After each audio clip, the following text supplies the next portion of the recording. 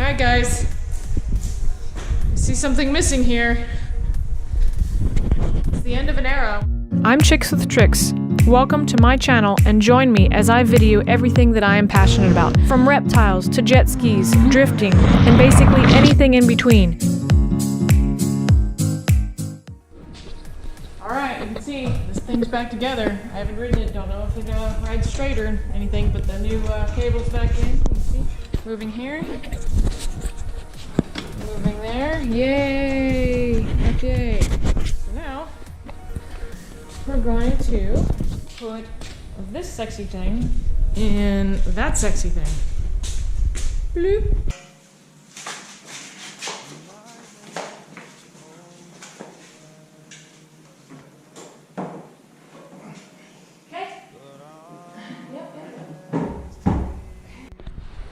Surf's up, dude.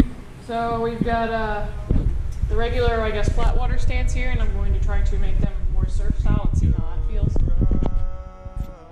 Alright, we got sort of a thing going on here. I don't think it's really going to make a huge difference, but I'm going to try it anyway. So let's see how the angle is. It's hard on my old knees. That one feels pretty good. So is that one, actually.